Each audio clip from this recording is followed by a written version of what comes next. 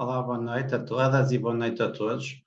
Bem-vindos ao curso breve em contratação pública. Nós aqui, neste curso breve, que vai ser no dia 17 de outubro e no dia 18 de outubro, o meu objetivo será que vocês, no final deste curso, fiquem com as principais noções do que é contratação pública e que possam e consigam trabalhar em contratação pública. Se algum dia for importante na vossa vida, ou então, se não trabalharem diretamente na contratação pública, pelo menos estejam por dentro de como se processa este setor que é regulado pelo direito. Importa, antes de mais nada, dizer-vos que nós vamos focar os pontos essenciais neste curso, e agora na unidade 1 nós vamos começar por falar dos principais procedimentos de contratação pública. Eu vou compartilhar convosco a tela. Muito bem. Estou aqui a compartilhar convosco. Estou a compartilhar a tela. Bem, o que é a contratação pública? A principal legislação no âmbito da contratação pública é o Código dos Contratos Públicos. Vamos chamar ao Código dos Contratos Públicos CCP, de modo a ser mais fácil darmos esta designação. Pronto. E porquê é que surge o CCP? O CCP surge porque, a nível europeu, começou a haver bastante discrepância, ou seja, começaram a haver bastantes formas diferentes de regular esta matéria da contratação pública. Nós vamos ver depois mais em específico o que é a contratação pública. Vamos, assim, simplificar para já, nesta primeira análise. A contratação pública será o tipo de contratos ou de aquisição de bens ou serviços ou de empreitadas de obras públicas, ou seja, que são feitas pelas entidades públicas, sejam elas câmaras municipais, sejam elas governos, sejam elas empresas que são, por exemplo, associações empresariais que funcionam com capital público também, seja, por exemplo, uma empresa privada que é financiada por capitais públicos e capitais europeus também, por exemplo. O nome para estas entidades será entidades adjudicantes. Nós depois já vamos ver qual é o artigo em concreto que nos fala quais são estas entidades adjudicantes. E, face a esta disparidade de interpretação da lei a nível europeu, repare, a contratação pública em Portugal não existia, os primórdios da contratação pública funcionavam num sentido e, por exemplo, em França funcionavam em sentidos totalmente diferentes, na Alemanha, outro sentido totalmente diferente. Então, o legislador europeu entendeu que, através de diretivas comunitárias, ou seja, leis da União Europeia que nos obrigam, enquanto Estados-membros da União Europeia, a transpor para o nosso ordenamento jurídico, no nosso caso interessa-nos, obrigam-nos a transpor para Portugal, os ditames da contratação pública. E, portanto, o que é que aconteceu? A partir de certa altura, a nível europeu, foi preciso uniformizar toda a legislação que fosse relacionada com contratação pública para que, por um lado, o princípio da legalidade fosse inteiramente respeitado. O que é isto, o princípio da legalidade? Tudo tem que estar na lei, tudo tem que estar de forma escrita, e esta lei tem que ser previsível e mostrar os caminhos que serão seguidos. E quais os passos, e aí falamos de quais os passos de tramitação, ou seja, de desenvolvimento dos diferentes procedimentos de contratação pública. A contratação pública e, então, o Código dos Contratos Públicos no nosso país visa, e aqui são características similares, são características globais dos vários ordenamentos jurídicos europeus, dos vários países europeus da União Europeia, visa, por um lado, haver uma maior simplicidade, uma maior desburocratização e uma maior abertura ao mercado, ou seja, que mais agentes económicos possam trabalhar também no setor público. E, portanto, o que aconteceu foi que essas diretivas europeias, através de um período de transposição, fizeram com que, e o que nos interessa para nós é o nosso país, o nosso Estado-membro, o nosso Portugal, portanto, que a primeiro grande compêndio, a primeira grande soma de normas que regulam a contratação pública, seja então o Código dos Contratos Públicos. Assim, desde já neste ponto 1.1, vamos falar que há vários procedimentos de contratação pública. Nós vamos falar de 3 em específico: consulta prévia, ajuste direto e concurso público urgente e concurso público não urgente, concurso público internacional também, mas numa aula mais à frente, videoaula mais à frente, falaremos ao de leve desses todos os procedimentos de contratação pública. Vocês poderão ver no artigo número 16, número 1 do Código dos Contratos Públicos, vamos chamá-lo sempre de CCP, que há vários procedimentos de contratação pública que podem ser usados, têm que ser usados não ao mesmo tempo, cada um de sua vez, e caso sejam necessários específicos. Temos o ajuste direto já simplificado, que é o que vamos falar a seguir nesta videoaula, consulta prévia, concurso público, normal e urgente, e depois vamos ao de leve falar de concurso limitado, prévia qualificação, diálogo concorrencial, parceria para a inovação, para vocês terem uma noção do que é que são todos estes procedimentos. Contudo, os mais usados são o ajuste direto e a consulta prévia. E o concurso público também é muito usado, mas é usado menos vezes e vocês vão perceber porquê.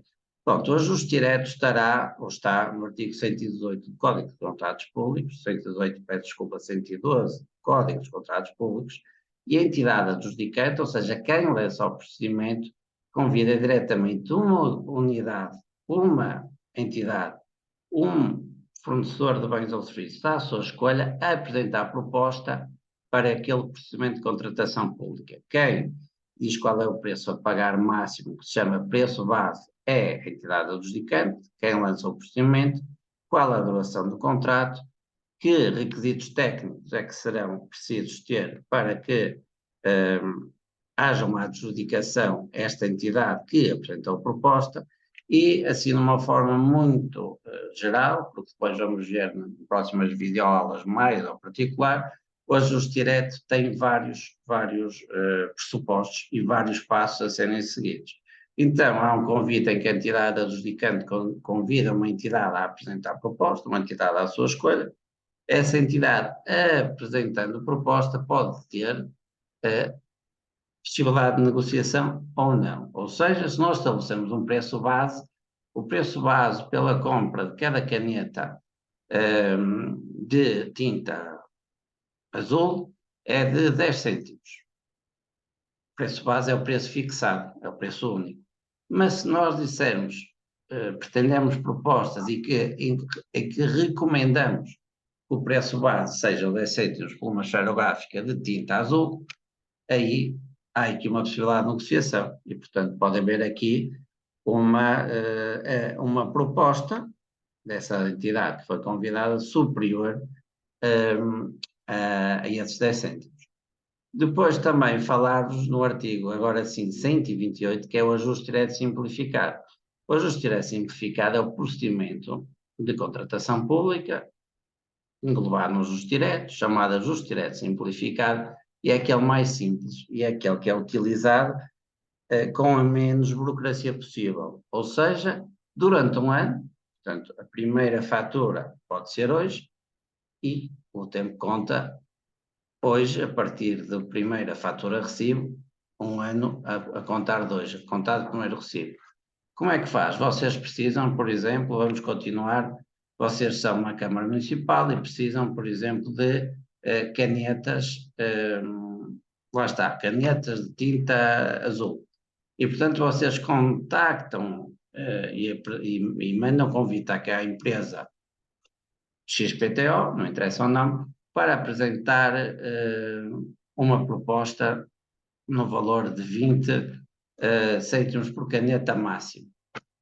Mas, vocês usarem o ajuste direto simplificado, o que é que acontece? Vocês compram as canetas diretamente e, portanto, o que é que acontece? Acontece que vocês vão passando os recibos durante este ano No próprio recibo fazem a adjudicação, carimbam e assinam, consoante Câmara Municipal, adjudicado à empresa XPTO. E, portanto, este valor de compra vai subindo e, portanto, até atingir um limiar anual, esse valor pode ser feito por ajuste simplificado.